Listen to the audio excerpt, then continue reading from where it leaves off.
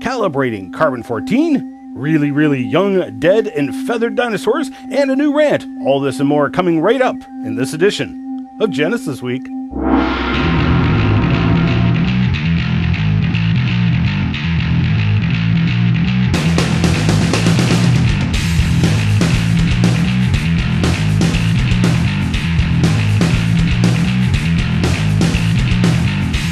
And welcome to this episode of Genesis Week, the weekly program of creationary commentary on news, views, and events pertaining to the Origins controversy, answering your questions and questioning your answers. Proudly brought to you by the supporters of Core Ottawa, Citizens for Origins Research and Education, now carried on the Christianema Network, Christian cinema at its finest. Excellence in pirate broadcasting we set up in the Mineral King mine, and if you can tell us the spelling mistake on the warning sign coming into the mine, write to us and the first person with the right answer gets a free DVD. We continue to bring you the information the anti-creationists don't want you to see or hear, and we continue to give glory to the Creator while doing it. We believe God gave you an intelligently designed brain for a reason, and He expects you to use it.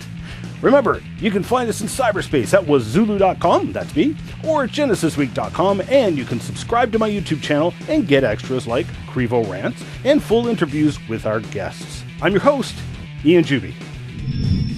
Our first story this week involves the alleged calibration of carbon-14 with a lake bed on a Japanese island.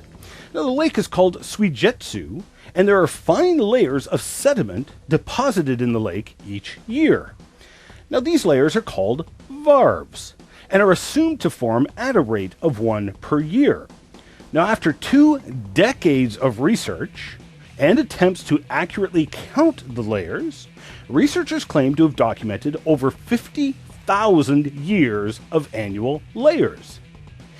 They then used these layers to calibrate radiocarbon levels in the past, thus hopefully giving us a very accurate baseline with which to use carbon-14 dating. The report was carried by Science magazine, and a commentary in the same issue by Paula Reimer noted that this record stretches back over the full length of the radiocarbon age scale. Now, there are several issues at play here.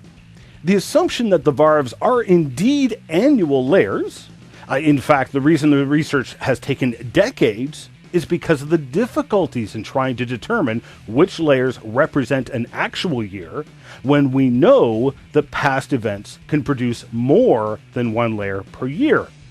Now, do not underestimate the significance of this one fact. As Reimer noted in her commentary, this record is as good as or better than the Greenland ice cores. Now, it's interesting she brought that up, because there are some valuable lessons about such assumptions to be learned from the Greenland ice cores. Now, the Greenland ice cores are simply samples that were taken of the glaciers in Greenland, which again form in allegedly annual layers by the accumulation of snow and sleet compressed into a big, thick sheet of ice, sometimes over 3 kilometers, that's 10,000 feet thick. A core sample is just simply a tube which is drilled into the ice, and then the ice sample is removed from inside the tube. Now, when one looks at the ice samples, you see these alleged annual layers in the ice. The Greenland ice core is alleged to represent some 110,000 years of annual ice layers. Now, already, such an age poses a problem for the biblical account of creation and a young Earth of 6,000 years old. Is the Bible wrong? Now, if we do some simple math, assuming 3,000 meters of ice, that works out to about 2.7 centimeters, or about 1 inch, of ice accumulating per year. But once again, the problem is the assumptions involved. In 1942, a squadron of American P-38 Lightning aircraft and 2 B-17 Flying Fortresses flew from a secret military base in Greenland, heading to England to join the war against the Nazi regime. Now, they had to refuel in Iceland, but en route, they found out that the airfield at Iceland was socked in by fog, and they wouldn't be able to land. So they turned back to their base in Greenland. Unfortunately, they soon found out that the airfield they left from had also become socked in, and they were running out of fuel. The squadron decided to land on the ice fields of Greenland. All but one of the aircraft performed gear-up belly landings with minimal damage to the aircraft, which were abandoned right where they landed. The crews were all rescued by dog sled several days later. In 1980, a U.S. airplane dealer by the name of Patrick Epps got the idea to go out and salvage these vintage aircraft. After several years and a lot of money spent, they finally located what they thought were the aircraft underneath the ice. It actually took specialized radar to see through the ice.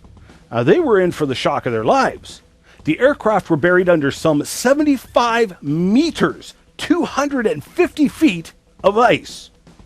Obviously, the assumptions of deep time were just plain wrong, as this represented an accumulation of 1.6 meters per year, not the assumed 2.7 centimeters per year. Now, using those kind of figures, you could accumulate the 3,000 meter Greenland ice sheet in less than a measly 2,000 years. One of the P-38s was salvaged from underneath the ice, and you can see this aircraft, nicknamed Glacier Girl, at air shows around the world. Keep your eye open for it.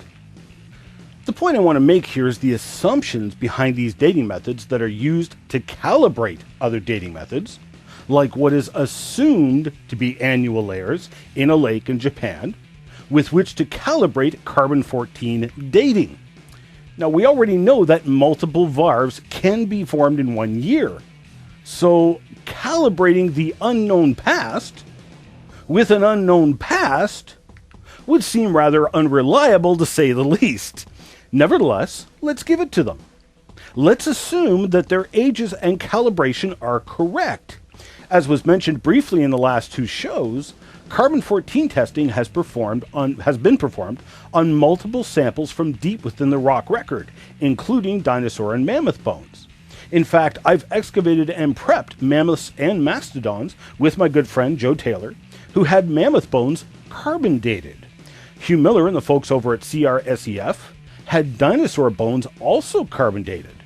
The dinosaur bones should have no carbon-14 in them, as the carbon-14 breaks down completely in less than 100,000 years, yet the dinosaur bones were supposed to be around 100 million years old. Instead, some of the dinosaur bones came back with younger carbon-14 ages than the mammoths. Yet the rock and soil samples around the dinosaur and mammoth bones showed lower carbon-14 content than the bones. Obviously, this was not modern contamination. So if the carbon-14 dating method becomes even more refined and accurate, and dinosaur bones are returning carbon-14 ages of between 5,000 and 50,000 years old, does that mean that the dinosaurs are not 100 million years old? I can accept that. How about you? On that note, Dr. Mary Schweitzer did it again. Now, you might remember Dr. Schweitzer, who inherited perhaps dubious honor of publishing on T-Rex blood found in a fossil leg bone in Montana a few years back. Her and her team also documented soft tissue inside the bone that was still soft and stretchy. Well, this past week at the Society for Vertebrate Paleontology and a publication in the journal Bone, Dr. Schweitzer revealed more research on bone cells found in dinosaur bones.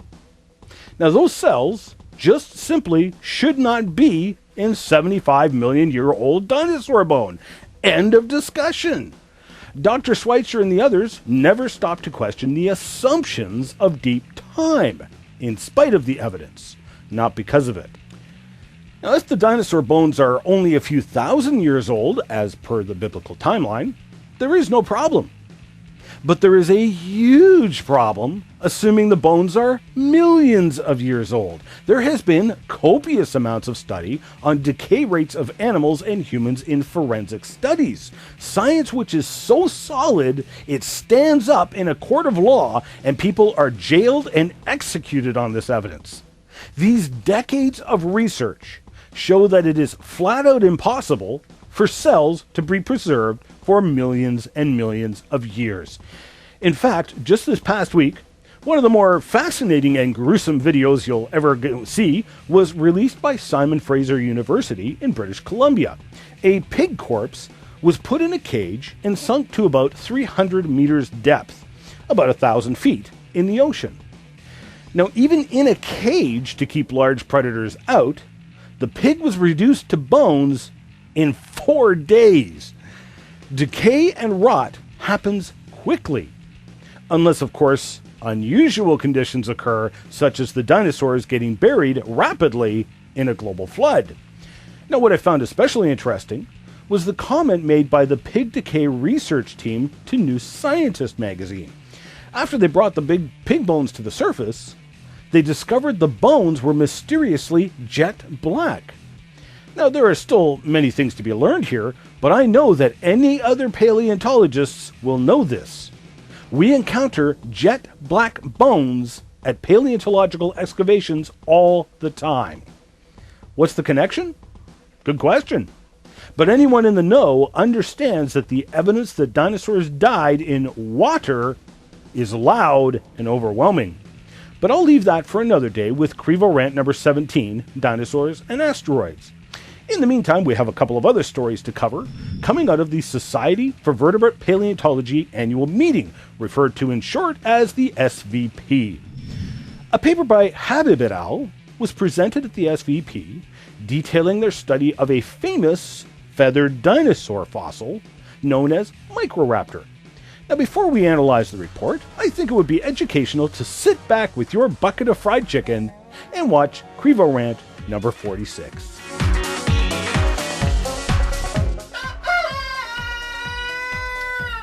We're told with much zeal and authority that the birds evolved from the dinosaurs. In fact, we're given a lot of evidence for this alleged fact. Now, just how good is that evidence? Did you unwittingly have T-Rex for dinner last night and think it tasted an awful lot like chicken? Or is avian evolution for the birds? How's it going, eh? First thing I'd like to point out is the assumption that evolution is true, and the assumption that birds evolved from dinosaurs, and thus the impact that has on the interpretation of the evidence. For example, when we head up over to the ever so reliable Wikipedia, we find out that the definition between dinosaur and bird has been blurred. A majority of modern paleontologists reject the traditional style of classification in favor of phylogenetic nomenclature, which requires that all descendants of a single common ancestor must be included in a group for that group to be natural. Birds are thus considered by most modern scientists to be dinosaurs, and dinosaurs are therefore not extinct. Birds are classified by most paleontologists as belonging to the subgroup Maniraptora, which are coelosaurs, which are theropods, which are saurischians, which are dinosaurs. Well, isn't that convenient? If it isn't a bird, call it a bird anyway. Look, just because you call a dinosaur a bird does not make it a bird.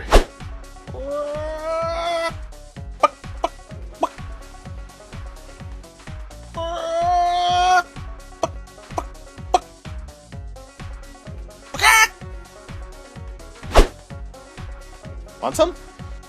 Oh, sorry. Awkward. Using that kind of logic, it's just as logical to call a lion a dog. It is just as outrageous to call a dinosaur a bird as it is to call the duck-billed platypus a bird.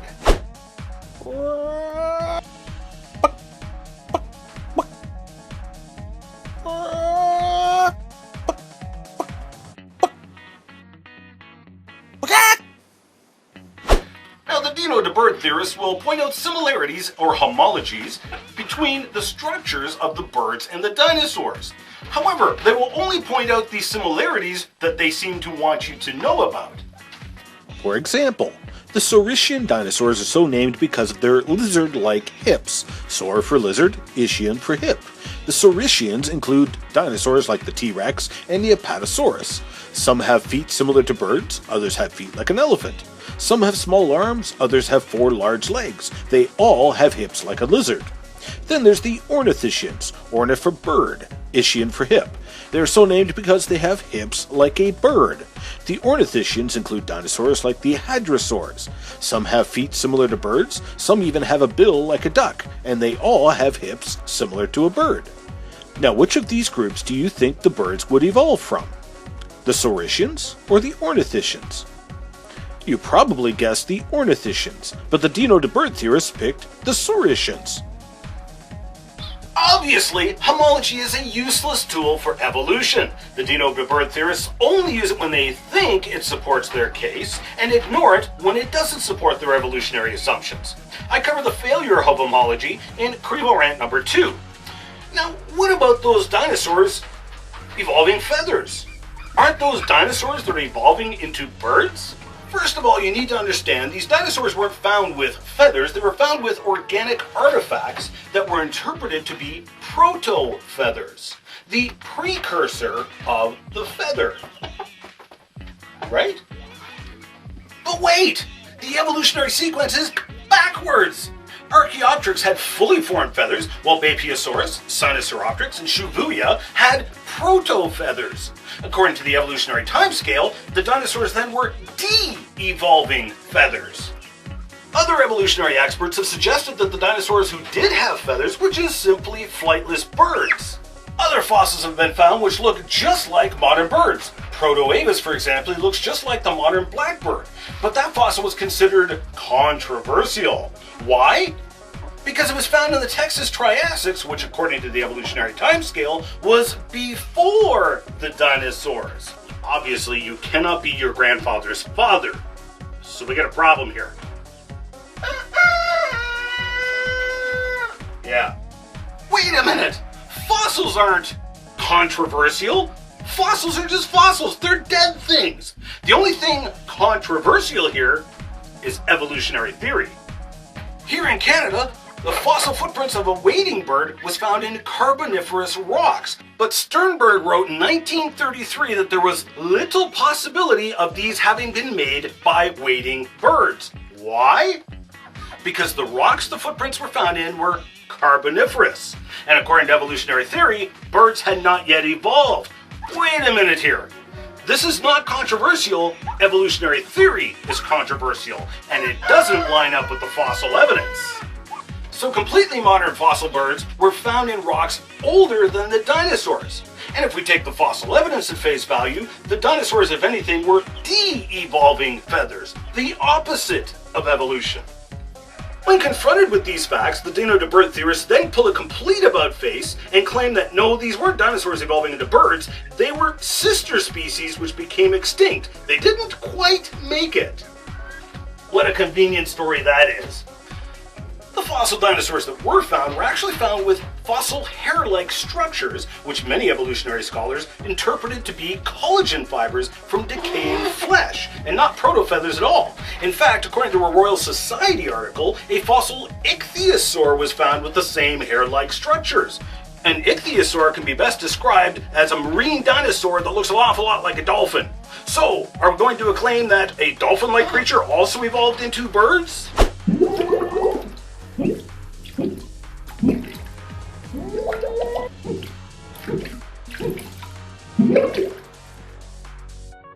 So it turns out the only evidence that dinosaurs evolved into birds was based on the assumption that dinosaurs evolved into birds, and using that assumption to interpret the evidence. The evidence isn't controversial, the theory of evolution is controversial. Creation in a young Earth, however, has no conflict with the evidence, which has birds being created about 6,000 years ago. Well, if the Bible's right about that, what else is it right about? The Bible says that this earth has been corrupted by the sin of mankind, and thus God is going to destroy this heaven and earth and make a new heaven and new earth. The problem is he can't allow even one drop of sin into that new heaven and new earth. Otherwise, it would corrupt it as well. So we got a problem. This is where the Lord Jesus Christ comes in, who lived a perfect, sinless life and died in place of sinners like you and I. And that allows us to be seen in the sight of God as sinless.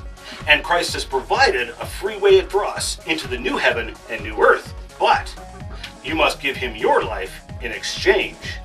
Why don't you give him your life today?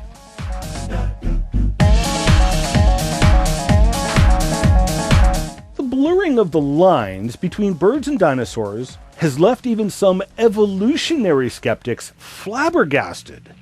Now, this is the whole reason why you will see evolutionary researchers referring to some dinosaurs as avian and other dinosaurs as non-avian.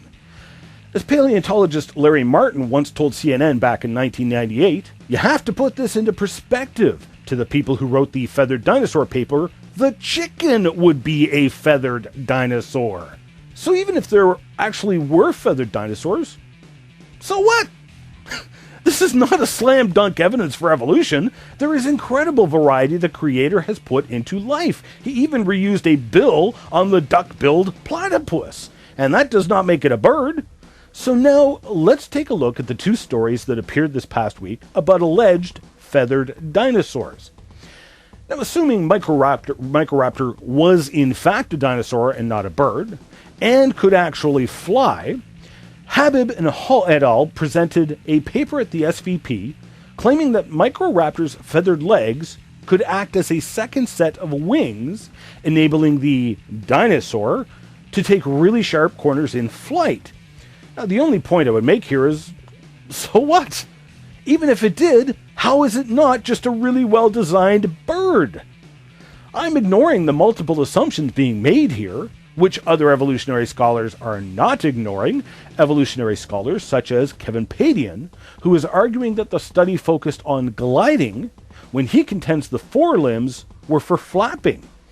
Now, frankly, unless we saw this thing flying for ourselves, there's not a whole lot you can say, because science is based on observation. A second paper came out in Science this past week from Zelenitsky et al., documenting what appears to be the first feathered dinosaur in North America. The Orthomomymus specimens were excavated in Alberta, Canada, one of which is already on display in the Royal Tyrrell Museum in Drumheller, Alberta. And the newly reported fossils will be on display in the Tyrrell later on this fall. Now, while I obviously disagree with the evolutionary conclusions portrayed at the Royal Tyrrell Museum, I highly recommend that you visit it. And then after you're done there, take a short drive just north of there to Canada's first permanent creation museum, the Big Valley Creation Science Museum. Now, in the case of Zelenitsky's paper, it would appear that this is a genuine feathered animal, as it appeared to have quill anchors in the bones. However, here we go again with the blurring of distinction between dinosaurs and birds. Ornithomymus is remarkably like the ostrich, and was probably nothing more than a flightless bird that was interpreted within the evolutionary construct to be a dinosaur, which is then claimed to be evidence that dinosaurs evolved into birds, which is claimed to support evolution. And so the circular reasoning goes round and round. You dizzy yet? It's not a dinosaur. If it was alive today, we'd call it a large flightless bird. We're going to take a short break, and we'll be right back.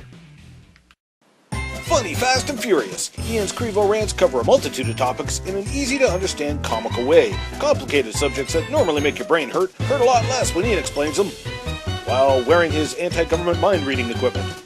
Have questions about carbon-14 dating, natural selection, thermodynamics, or what on earth is he doing there? 3 volumes of rants on DVD. Take your pick for $15 each, plus shipping and handling, or order all 3 as a package and save yourself $10. Order online today at Ian's Bookstore.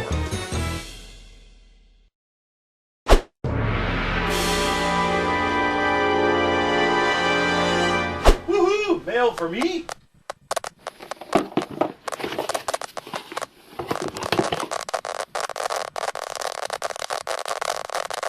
I wonder what it tastes like.